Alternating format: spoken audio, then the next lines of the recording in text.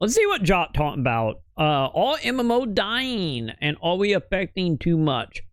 Like, I was talking about this a moment ago, about how we technically had a very similar discussion about this a couple days ago on stream. I think it was it yesterday? I think it was yesterday when we were playing Blade, so we had that discussion. And obviously Jot beat me to it. So we're gonna see. We're gonna see Josh's opinion, because honestly, my opinion of the MMO dying is like, I still feel like survival games have picked up a lot of MMO nets, and obviously live service gacha game have also picked up a lot of the stuff that made MMO interesting, good. But I still feel like MMO is the one genre of games, no matter how much I love them, do still feel like they are very much still trapped in 2004 with WoW, but also trapped in being a game that mainly the excitement and the stuff that made the game good wasn't really game design, and more about like a merging of the internet at the time, and how, you know, new it was to be able to talk to someone in a video game, you know, on the other side of the planet, depending on the game you play in. And I think a lot of MMOs is still like trapped by not having that WoW moment for it. Not meaning actual WoW, but WoW moment as far as like excitement.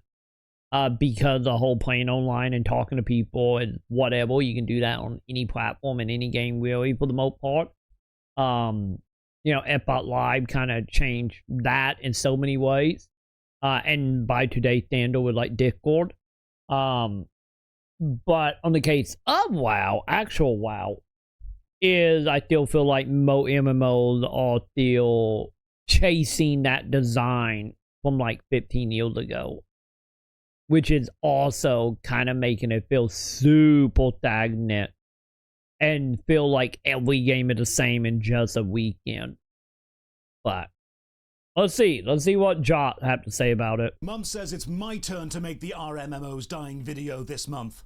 Hello, I'm Josh Dreyfus. Beat me to I it make videos about for now. MMORPGs. Unfortunately, because the player base of MMOs tends to be slightly older and slightly more jaded, one of the most popular types of videos in this genre is the Are MMOs Dying video. We seem to get one every few months. It's usually a similar flavour of doom and gloom and pining for the past and missing the days gone by. Now, everything has been discussed, from nostalgia to the economic climate the early games released into, the early novelty of online chat rooms, the rise of pay-to-win mechanics, too many MMOs cannibalising the rather finite player base, kids preferring faster-paced matchmaking games, group finders replacing overworld community focus with digital waiting rooms. Most angles of MMO change have already been covered by many creators. Yeah. Now, these creators are talented, passionate, and knowledgeable people. They're not wrong with their critiques of how the genre has changed and the way we experience MMOs, and the dominance they once had over the online landscape has definitely changed from birth to now.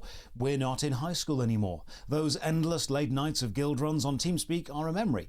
Most of us have responsibilities, but I don't think it's nostalgia to blame. Yeah, also, like, I would say, not only are we older and, you know, the pining for the days of infinite time, or what felt like infinite time anyway, that is, yes, that is a true criticism of people just, you know, chasing that unicorn they will never ever be able to ride on ever again. But I do think as well, I feel like a lot of MMOs also, obviously on pulpit, because, you know, most MMOs nowadays, and most gaming in general nowadays, it is very much about that roller coaster ride, you know, in the moment constantly. You know, it's always about moving forward, never stagnant, or not stagnant, but like setting in the game and existing in the game. And existing in the game itself is, you know, equal part the game. Perfect example of that would be like in Final Fantasy 11, hanging out in whatever zone you're trying to get a party, and you literally sentinel for hours on end, and just sending messages back and forth to random people trying to get a party together, or maybe you in a fight and you're out of mana and now you got to sit down and wait for like 15 minutes, or maybe you waiting for someone to show up, they're walking, you know, it like a lot of downtime to just make you be in that universe and in that continuity of the game was like a major draw as well. Well, like I said, most games nowadays are constantly about getting you from point A to point B as fast as humanly possible. So, you know, that design is also missing. So I think a mix of wishing for the use and infinite time is one thing, and then the games itself also are not designed to, you know, back up that unicorn that a lot of people want for the people that could have the ability to, you know, sit around for 5, 6, 7 hours a day, you know, existing and living in an MMO. Like, I think it's one of them, like, snake eating a tail situation. Blame, and I don't think the genre is dying. You need only look at the success of the World of Warcraft OnlyFans guild drama and its stranglehold on livestream fails, or the constant push for Ashes of Creation. But at the same time, I think it might be a hot take, probably not, but I still feel like the OnlyFans stuff is like, WoW is just a prop for why people actually watch it. Because let's be honest, the people who watch the OnlyFans stuff is because of the drama, because it, you know, a glorified gaming, like, reality show that it, you know, not scripted to hell and back. In some cases, it might be a little scripted, but, you know, I think that's more so what it is. It's like, I think the OnlyFans stuff can exist in any platform and any game, any structure, because of, like, the people who are into the OnlyFans stuff. Wow, it's just background noise at best, you know. It's just that through line as a challenge would be in a reality show. You know, and never about that at the end of the day. Or the return of the player base every time Final Fantasy XIV has an expansion. People actively want these types of games to exist. They want to play them. But one angle I'd like to consider in relation to the modern MMOs' decline and their launch is audience expectations of what kind of experience a new MMO will give them in relation to the experience they've had in an old one.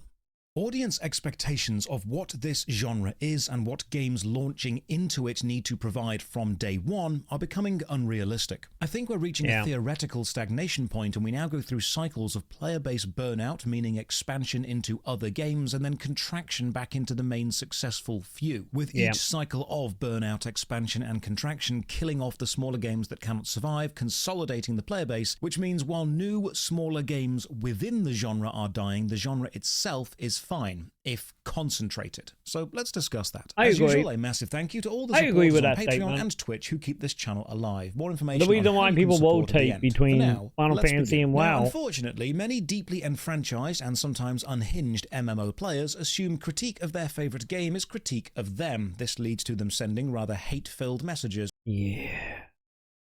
I would say that was more of a live service problem or MMO problem, but let's be honest. Does that bled out into, you know, every single game under the sun? So unfortunately, I need to preface this video now. Critique of a game you like isn't critique of you, and complaints against a game you have made part of your personality for some reason isn't a complaint against you. We will see later how creative... And also, complaints against the game itself can be complaints without being hatred. You know? I'm just saying.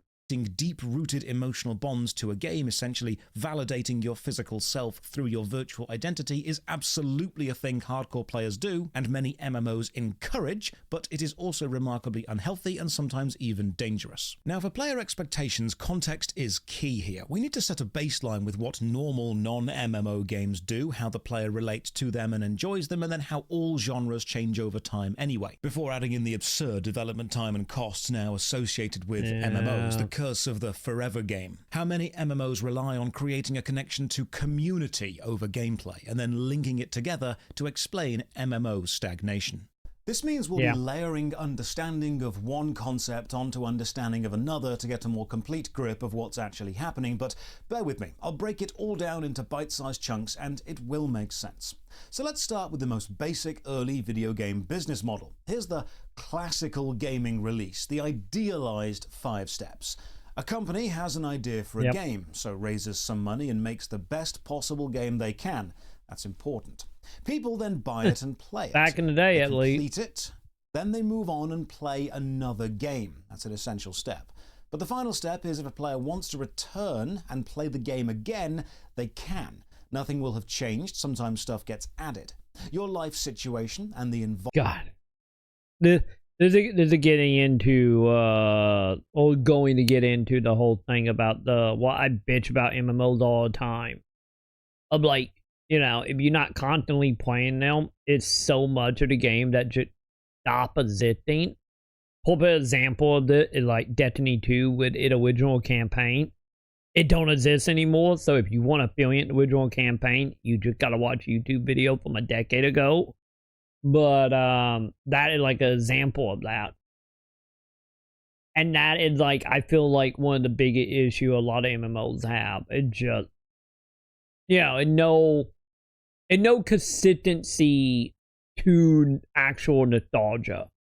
You know, if you like example of this, like don't get me wrong, it like, you know, in the case of WoW, they have the classes sold, but any then I still modify in some way. But if you look at a game as such as like Elder Scrolls, it's like, or Destiny, of just like, if you play it, love it, fall out of it, and then get nostalgia for it and want to come back and experience it again, you just can't. It just don't exist. And that is the one of them thing that is so frustrating about MMOs. It's like, don't get me wrong, 14, you know, haven't done that. You still got to play through all that in order.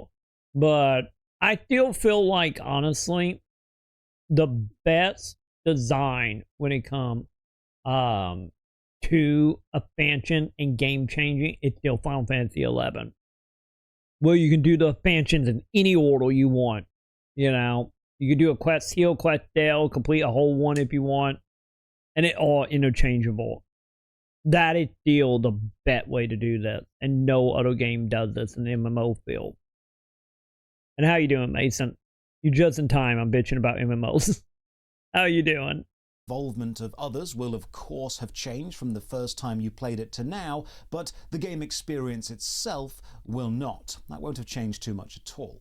Now, I've simplified this to an absurd degree, but each step in this classical idealistic process actually has a rather strong benefit to the player. The company raises money and makes the game, and once it's made, that's kind of it. The game releases, yes, you'll have marketing and maybe some support staff, but it's usually money invested, game made, investment recouped by selling the game and the game being good. So there's a rather vested interest in the game being good because the quality of the game will become the main income point. Better games tends to sell more. If only they're still true. Later. For now, the sale of the game is the main income. People buy the game, usually a one-time purchase, then they own the game. They can play it on any console which can run it or install it on several computers. If it's on their shelf, it's theirs. Play at your own pace. The simplicity of this is beautiful. There's no fear of missing out, no time-limited offers, no pressure to finish within a month. It's your game. Play it when you like. And call me archaic, but I quite like this system. Then the player completes the game. The game has a story arc, a beginning, a mechanical or narrative interesting middle bit, and then a satisfying ending. Loose ends are tied up, the credits roll, the art is over. It doesn't need to drag on for the sake of dragging on. It is exactly as long as it needs to be to keep the quality as high as it can. Then, and this is important, players move on and play other games. The game wants a set amount of your time, it will give you a set experience, and once you've had that experience,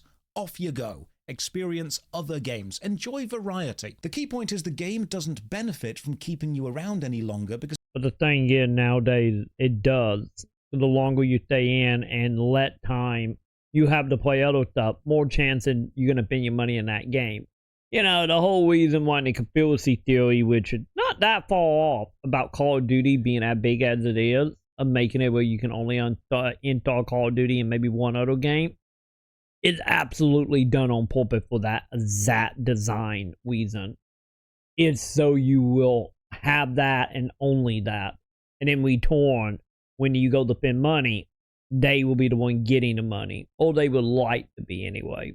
Because it can't gain any more money out of you. It's not harmed if you go and play other games. And if you do want to return to this game in the future, that's fine too, like reading a favourite old book or watching a favourite old film. Stability can be nice. Sometimes nostalgia even holds up. I have a whole second channel about reviewing older games through a modern lens. I've even discovered some games I've never played that I now really enjoy. That's the classical ideal of making a video game. But MMOs sort of changed this formula, refining it, and not for the better, because it shares a lot in similarity with a casino. You can't really map the steps of normal game design onto an MMO because they are both trying to gain different things from the players. It's no longer about being a good... Yeah, because any of the games that are roller coaster theme park MMOs, like any of it is about getting you through as much stuff, usually as fast as possible. They still want you to hang around at in-game, quotation mark on in-game, to still spend money. And it like, I think that right there will the MMO design change. Well, like back in the day, it was all about keeping you in the game, you know, for yield to keep that subscription service going. So it was always about the community or the game itself to drive that. Well, nowadays with community, like in-game community anyway, we're not counting like outside on like Reddit, Discord, Twitter, all that stuff, but like in-game community, it feel like that don't really exist in the same way anymore. And also, since subscriptions are not really a thing, don't get me wrong, games still have it, but you know, much more optional by today's standards. Outside of WoW and Final Fantasy, and then you can still debate that. But it feels like a lot of MMOs now is ideally wanting to get you to a point where they can like either trap you to whatever mechanic it might be. Might it be, once again, community stuff? Might it be you know, time, you just play so much you don't want to leave, you know, like Stockholm Syndrome stuff. But it's more about getting you from point A to point B as fast as possible to then get you to just spend money and that become the game, which is like the whole casino kick in of, you know, the flat ticket, the, you know, the pools, all that stuff. And that's what the game becomes. And I think what it is the whole thing of like, pretty much every game dev under the sun have realized why do the $12 to $15 a month when you can do hundreds, if not thousands, from the same person every single month, and keeping that dopamine going, and also have it set up in a way that only give enough content to actually have you do something that feels like a game that is not strictly a casino pool. You know, the whole thought delusion there, when realistically at the end of the day, it is just a casino.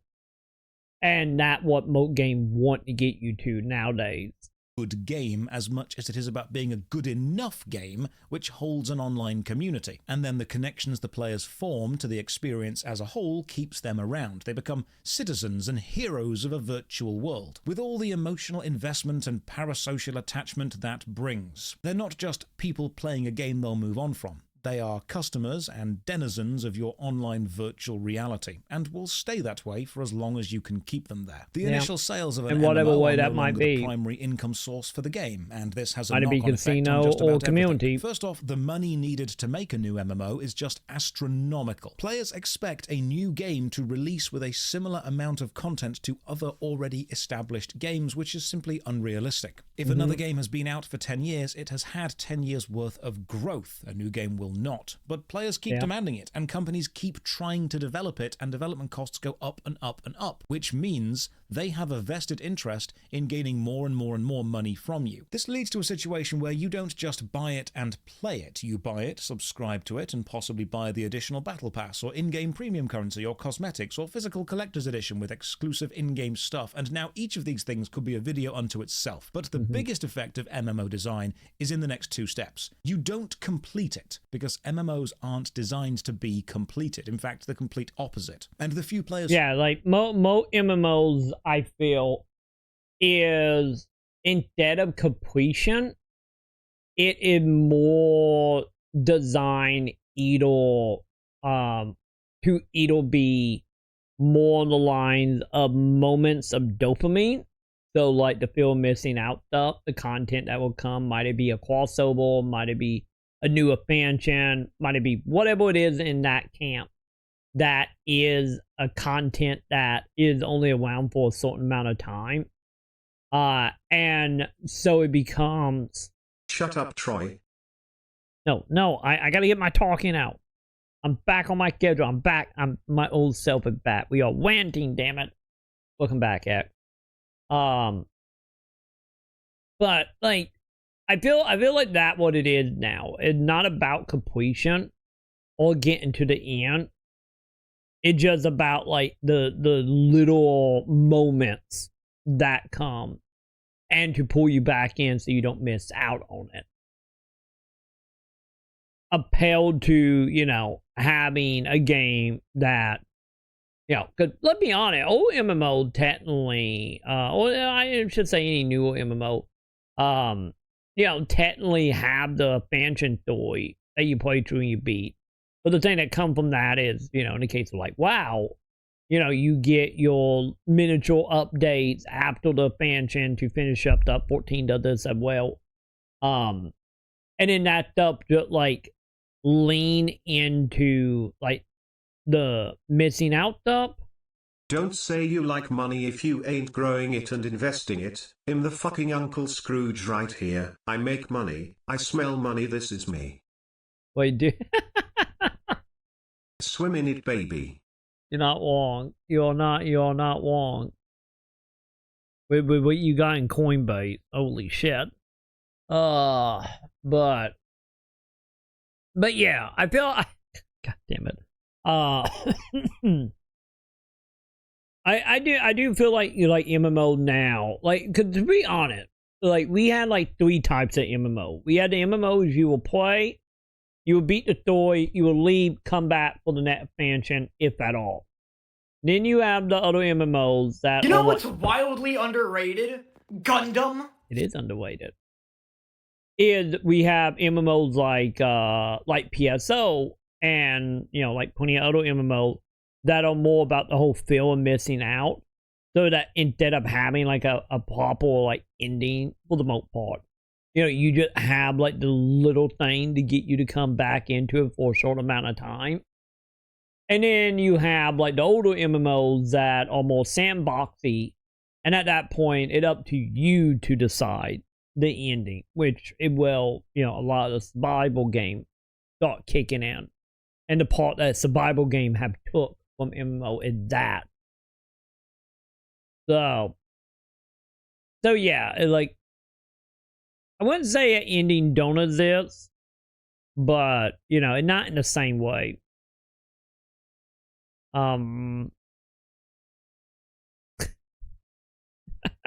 I think it's happening, X. I think it is happening to you. Enjoy my dyslexia rubbing off on you. It's happening, X. Who do manage to hit the completion of a game, such as achieving a completionist cape in RuneScape or every single achievement in WoW, are heralded as masters of the game. It is an event because it is not expected. But doing this comes at a cost to you personally, most notably how you will not have time to play other games to this level. There's a scene in the TV show NCIS, a show famous for trying to add the most ridiculous computer things ever, where a detective meets a video game player and recognizes her as the person who has the highest score in almost every online game ever. This firmly cements the show in the no idea how games work territory, but it also reinforces how that's just not possible, and completing an MMO is a lifelong goal. Guild Wars 1 has gods walking amongst mere mortals, an incredibly demanding title, and you're unlikely to meet someone who has that title, and a RuneScape completionist cape, and every WoW achievement, and every Guild Wars 2 achievement, and every Elder Scrolls Online achievement, because those achievements have surpassed what we would consider traditional video game achievements and are encroaching onto the professional of a hobby area. But it's highly likely you could meet someone who has completed and platinumed every Tomb Raider game, because the design and the time demands of the games are different. Those games don't benefit from keeping you around once you have seen everything they have to offer. MMOs do. So from a company's point of view, the ideal MMO player picks a game and sticks with it, because an addicted player, an enfranchised player, has the potential to become a whale, a high-spending individual. We've looked before at how whale hunting is... Or they will become content cradled. And then become free marketing. You know? Either or. You know? Just saying, either or on that. Is a gaming science, with so many MMOs incentivized to add more content, more challenges, more stuff, just to keep those whales on their game. Which tracks, because the kind of person who is going to get deeply involved into an MMORPG is often the kind of player who enjoys having a lot of content to experience. And if content is then king, older games... Let's be honest, Mason. Like, I'm a firm believer, to be honest, that whales are not just money. Because I would say you or anyone else that will spend, you know, thousands of hours. I think him a minnow. There you go. And maybe they probably do have a slang word tied to it in the industry. I don't know what it is, but that might be it. But there is another side of whaling, is the players that don't spend any money, but will spend thousands of hours in your game, because them are the players that justify whales to be existing. Because when it comes to whales, is of course, you know, you have the one that nothing more than a dopamine hit of a slot machine. Yes. But on the other hand, there is a lot of whales that is all about showing off what they have, being like, look how much money I spent. You know, it's there to showboat. And having whales like you, Mason, who, you know, spend thousands of hours here, is you are the person for them to showboat to. You know, any of you may or may not care, but from the gameplay, like the game dev point of view, is if you have nothing but whales, then you have a higher chance for the player to drop off, because they're not going to have anything to brag to, or anyone to brag to about, or feel superior to. So there'll need to be the players that will be a whale, like timeline-wise, to always be there to make, you know, the actual money whales feel more superior, or feel like more luck, because they have this super whale thing to show off to people. So yeah, I would say you are on your own way. Like I said, I don't know what the industry term is for it, but you might be right. But that is another thing that exists when it comes to whales as well. So I personally think anyone can be a whale if they are anything a pat spending money, or they are a pat casual. Have the crown, because older MMO games have an absolute ton of content by virtue of simply being around longer and having more time to add stuff. The original EverQuest, as of this video, has 31 full expansions. Yep. If a new MMO released an expansion every 6 months, it wouldn't catch up in 15 years. Now, this amount of content takes years to make and should not be expected straight out of the gate, but it has been normalized as expected. And this is where audience expectations comes in, because what an MMO player often wants, years of content and fleshed out endgame, is not provided by newer games as much as older games, simply because they haven't got to that that point yet. Consider what different players want. Some want graphics, some want combat, some want PvP, some want epic storylines, fantasy, sci-fi, some want deep mechanics. But what a player wants will change genre to genre, game to game. Is there any through line that almost every player shares? Well, let's take another genre to have a look at an example. Real-time strategy, one of my favorites. Build up an army, go and attack somebody else. Now, in my experience, people who enjoy these games place greater emphasis on gameplay and mechanics over graphics or narrative. You may feel different. I get it technically be the same, but yeah, I get also encounter design, but I get the same thing now thinking about it. Never mind. I'm just going off what I've experienced over the years. Because the real-time strategy player tends to have a focus on mechanical complexity and balance, older games which have had longer to add stuff and refine their gameplay simply provide what the player base of this genre wants better. Age of Empires 4 is fine, but many prefer Age of Empires 2 simply because of how many player mods it has, how many armies, the units. It provides the experience the player base want from this genre. Even though it's older, Command & Conquer Red Alert 2 hit that balance of action and tactics in a way which Command & Conquer 4 missed, showing that newer doesn't always mean better. Newer means different. And sometimes that difference is not an improvement. Companies may realize, hey, we've not had a real-time strategy game in a while. Then, instead of looking at what real-time strategy players actually want in a game, they look at what modern gaming is as a whole, then try and force that kind of audience into a vaguely real-time strategy-shaped game. Then they wonder why their newer game doesn't appeal to an established older player base. If what your core audience want is already being delivered to them, what is going to make them come to your game and stay if it doesn't deliver that? Now, nostalgia is absolutely a factor in this, of course, but going in depth on that psychological draw is a whole different video. So let's just agree nostalgia is a factor in deciding what game to play, but audience expectation is the focus here. To circle back to MMOs, we then need to ask, what does an MMO player want? And this varies. Some want combat, some want narrative, some want PvP, some want fantasy Eastern-style graphics, some want ground. Or in the case of me, mechanical design that work in parallel with every other part of the design, with the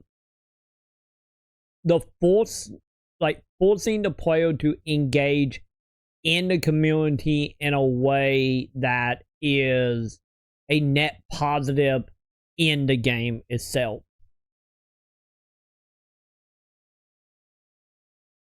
Which, let's be honest, that don't exist anymore outside of WoW and outside of EverQuest and Final Fantasy 11. But you know, that kind of where I fall at fall warning.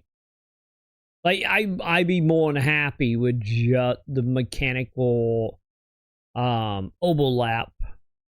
I'd be happy with that. You know, bare bones. Did Western style. Some want pay to win, others don't. The wants of each MMO player are of course different. But there's one thing, one narrative thread, a through line that almost every MMO player does want, one thing we agree on. We all want a massive game. It's right there in the first M of the acronym. We want loads of stuff. Years of content, a second world to live in. The dedicated MMO player doesn't want to blitz through a game in 10 hours, 100 hours, maybe even 1,000 hours. They want a single game they can treat as an alternate reality, a hobby. I'm happy they've been brought up. That my old burnout and expectations for what the game can give, which leads to this inevitable cycle. A player finds an MMORPG game they like. They invest in it, play it for weeks, months, or years, sink a load of their free time into it, and the nature of MMO design encourages this. It facilitates it. It releases more content, more grinds, more long-term goals. And this is great. The mechanics of the game may not be the greatest, but the mechanics are secondary to the experience as a whole, because the player has formed friendships, bonds, guilds. They've become known within the community. The game becomes more than a game to them. It becomes a home. But eventually, it becomes the ball and shields. Design of endless grind will cause a player to burn out and fancy a change, if only for a little bit. As lovely as home is, we all like a holiday, and so they swap games. But on average, studies have shown that they only swap games for a bit before coming home. Much like a holiday, it's not permanent. I still go back to Final Fantasy 11 from time to time. They've been, what, 25 years at that point? Try a new game, and suddenly they're not part of the established community already. They are a new player. They have no emotional investment in this new game they try, which means the mechanics of that game, instead of being secondary as they were in their home, are now the focus on their holiday. And they question, is this fun to play without friends? Is it a good game without all of the supporting lifestyle and connections that we've made? Does it stand up without nostalgia? Much like how making friends as an adult is far harder than making friends as a kid, interaction with other players in this new game to you becomes sparse. It becomes difficult. You don't want to put the emotional time, energy, and investment into building an entire new friendship group up again, and now the game needs to shine on its own mechanical merits, which sets up a bit of a paradox. We judge our favorite MMORPG heavily off the emotional experiences we had within it, and we judge newer games off the mechanical experiences we have within them. Now, some people may indeed find a new game they actually prefer by doing this, but the call to your home is only ever one expansion away. One new raid, one new weekend class revealed, and then your holiday ends, your emotional connection kicks back in, and you want to return to familiar ground with familiar faces and familiar mechanics, back to what you know. As nice as novelty is, familiarity is a soft, comforting blanket. Other genres experience this too. However many racing games release, I will still prefer Burnout 3 on the PS2 or SSX Tricky. However many first-person shooters we get, I'll always enjoy Unreal Tournament or the original Modern Warfare 2 because they provide the experience that I want. But unlike those games, which can still exist with no player base and multiplayer matches can be made as and when you need them, MMOs do need a player base to survive because they have ongoing hosting costs, or any new player that arrives will just instantly leave when they realize there's no one around. This is where the effective culling of the player base, and as they go back into my whole thing about, well, caused by the expansion and contraction phenomenon we'll look at in a second, effectively happens. Let's visualize this. Imagine 3 games, we'll just call them A, B, and C, each with a player base of 100 people. This is unrealistic, but it keeps the numbers nice and simple. People will play their game until they get burned out. This will differ from person to person. Some people will commit their entire life to it, some people will leave within a week. But let's imagine the next time we check these numbers, some people will idle and just 20 bitch on Twitter. Players from game A have gone to game B, 10 from game B have gone to game C, and 5 from game C have gone to game A. Does this mean game A is dying? Does it mean B is growing? Does it mean C is somewhat stable? It could mean both all of and none of these things. It could be the natural flux of a finite amount of players within a genre simply moving around. But what happens when an expansion for game B releases and suddenly 20 players from A and 20 players from C decide to hop back over? Is B now the best game? Do players from A and C suddenly look at the numbers and think, oh no, my game is dying, best hop ship to a successful one, and B now gains more players? Maybe A and C both respond by releasing expansions at the same time and B loses a ton of players to both of them. But now imagine a new company has seen this finite player base and wants a piece of the pie, so they create game D. Now because D is new, it doesn't have as much content as A, B, or C, but it has a new art style and a new combat loop, so a few people from each game go to try it because they're burnt out of their current game. It might even bring some entirely new people into the genre who weren't there before, which is great. But then over time those players also go through the same burnout cycle and expand away from D to try one of the other 3 games, A, B, or C. Maybe D releases an expansion to encourage people to return, but it's now competing with 3 already established games and it just can't keep up with the amount of content. And it's starting to lose money too, because it was expensive to make and expensive to run, so it adds some pay-to-win stuff into the cash shop to milk the whales it does have. We can start to see that D is likely to fall into a spiral of pay-to-win, which, while undoubtedly generating money in the short term, is going to have long-term ramifications for its stability. Now imagine this kind of battle playing out every month. But remember, each of these games is also expensive to run. They have upkeep costs, and every time they lose a player to another game, they lose money. And operating at a loss eventually leads to a game shutting down. How long each individual game can operate at a lower player count for depends on the company funding it, how deep its pockets are. but each game will have its own limit.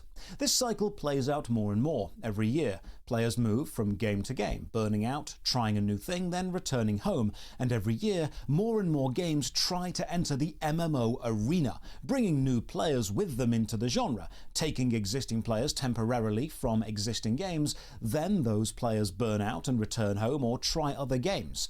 The only question is, will that new game survive and become a mainstay of the genre, or ultimately just another part of this inevitable churning cycle that brings players in, then consolidates them all into a larger game?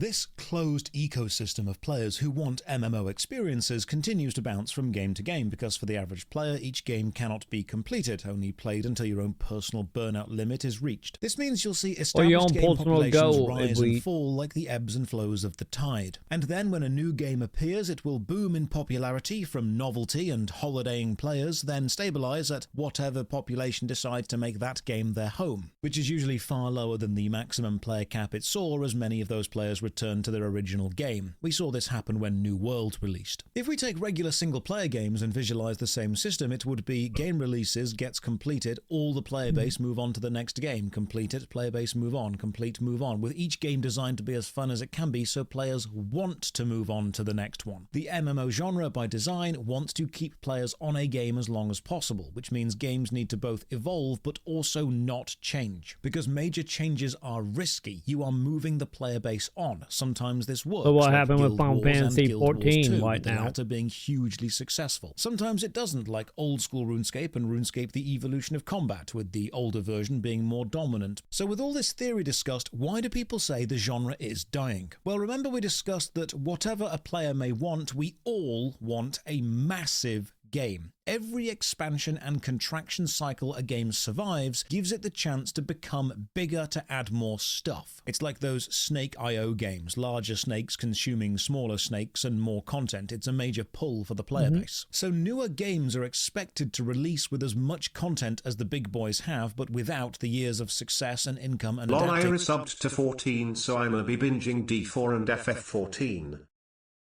Yeah, that would be your home game, right? The game of what, Josh, you're talking about, that game you will always return to. I said my version of that is 11 and a Court Way Final. It's like mine. Yup, lol, pristine games, well polished. Or like I get technically, if you think about it, I think we all have them games, and it doesn't matter what the genre is, we have it. Like I said, MMO-wise, it's Final Fantasy 11.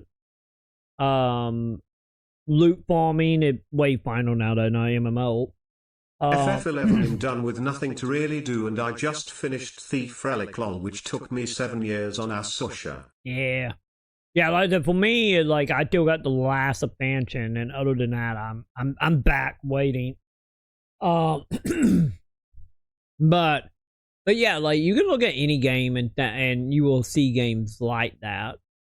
Of just like them games you will always return to. Like for Metroidvania, for me, it's Symphony of the Night as an example. Or FPSs is like, it's like Halo 2 and 3 if we speak in multiplayer. I get them games still technically, is this online technically. If you count the Master Chief Collection, which are not quite the same. But yeah, like I think we all got at least one game per genre that would be like our home game.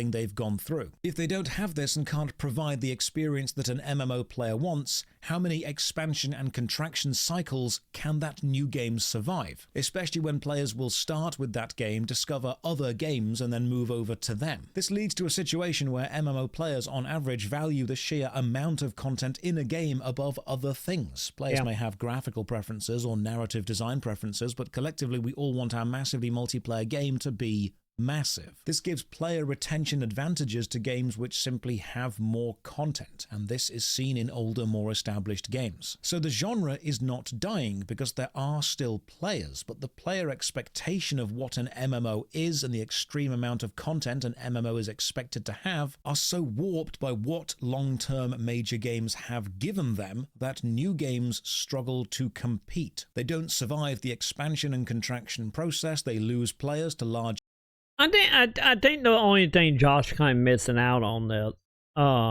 is my argument. When you have the discussion, I feel like you have to talk about gacha games and survival games. Because don't forget, like, them two have so many MMO tendencies, pull from, that they also affect the same amount of players that, would play an MMO. The main reason is, like, you see a lot of people who do Final Fantasy 14 will also play, like, Genshin and whatnot. Or would play, like, insert whatever survival game at the time. So, like, I think that's another part to keep in mind about, like, the player frustrating around here. And also adapting ideals. I'm actually loving Season 7 D4 lol, finally pure lightning build. Another word, time for me to jump back in since, wasn't my... Yeah, I was a lightning build for my wizard, right? That was that and then Necromancy. Torment 2, so it's finally building up well. Oh, really? Yeah, I need to hop back in that month or two. No, you were ice build. Was I ice? Oh, I thought it was electric. Maybe I was electric in one debate up. Maybe that why, or maybe it was you, and I'm just... My memory is living through you right now. Maybe that's what it is.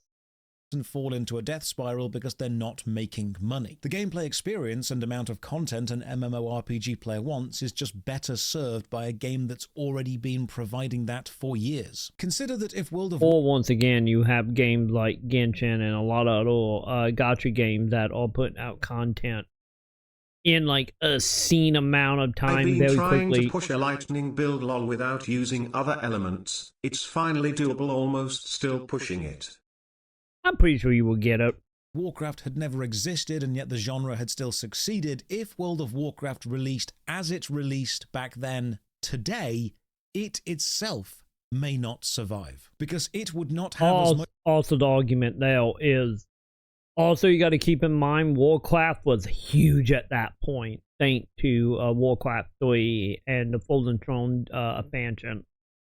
That is another thing. It's like, if it came out now, what, like 25 whatever years later, and literally Blizzard where they are, like now, yeah, it would not be.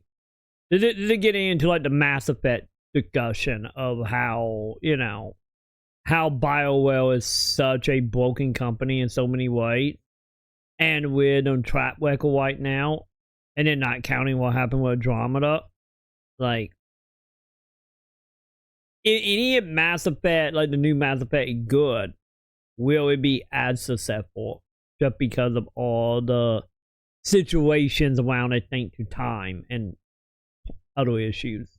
Much content as Final Fantasy XIV, Guild Wars 2, or The Elder Scrolls Online. So the MMO genre isn't dying. However, new games which release into the genre often do die because the players who enjoy the genre may go to try the new game but ultimately realize they aren't having their needs or expectations met by that new game. We've almost built ourselves into a catch-22. Newer MMOs struggle due to lack of content, but they'd only gain that content if they survived, which they need the content to do. It's a cycle, and companies are really... Which is the main reason I hate FOMO content so bad. Like, there's so many MMO fall into that trope. MMO era will never die lol, Jesus fuck, Lineage 2 is prime example. Wow, FFXI. You're not wrong. You're not wrong on that end. Which is what Will Josh are getting at for like having like the set games that will never die. Like there are decade-old MMOs and FF14 just past 15 years now. Yep. And still what? WoW and 14 are pretty much net to net at far like being the biggest. But a good MMO passes 10 years, a bad one dies. True. 100%. Or you get the 10 years and then they go make a new one. What PSO did. But yeah, the whole like content thing, the main reason why I hate FOMO content, especially for MMOs that haven't passed that 10-year mark, is because of like, you need content. You need more content to stack to at least give the delusion of a lot of stuff, like what 14 and WoW have. But whenever you're making FOMO content that just come in and then gone, not only are you wasting time and money producing that content, but also you are hoarding your game in the long run. And that's the main reason why I hate that kind of design. Like, with a passion. Because at the end of the day, you're just shooting yourself in the foot. Realizing that trying to break into it is just far too expensive. This means the players those newer games brought in, if they like the genre as a whole, will then migrate to another game, and the migration will continue until they settle in a home. And then, when they are burned out of the home, they'll expand and contract again, with the death cycle of games happening slowly, consolidating all the players down into just a few behemoths of the genre. The few largest games, the ones capable of surviving a downturn in players because they have the most money. As for the undeniable reduced market dominance of MMOs when compared to online games like Fortnite, League of Legends or Roblox, MMOs may be older, slower, a gameplay experience that plays out over weeks instead of hours, but they never survived from their gameplay alone. They survived by being a community, an online consistent existence, a digital third space when physical third spaces are becoming rarer. And until people stop wanting that third space between work and home, they will keep existing. Thank you for watching. Another massive thank you to all the supporters in whatever on Patreon community and for Twitch whatever game. I am You can support from only £1 a month. Check the video description for links to our Patreon, Twitch, Twitter, Instagram, and Discord. And as always, have a great day. Yeah, a lot of good points in there. Like, so many good points, but yeah, like, I'm pretty sure, like, yeah, pretty much hit the nail on the head as far like why you have like the pillars of the MMO industry. But yeah, that is sadly kind of the truth here of MMOs in so many ways. And the main reason that, you know, obviously chasing the unicorn will always be a thing that, you know, most people will never be able to find ever again. So, you know, you go with your second bet option, you know, or your fourth option, depending on how you do with whatever game that might be for being your unicorn. But nonetheless, another drop video, chat. He beat me to it, damn it. But hey, we turned a 24-minute video into almost an hour. So take that, Josh. Take that. Like, favorite, and subscribe if you see this on YouTube.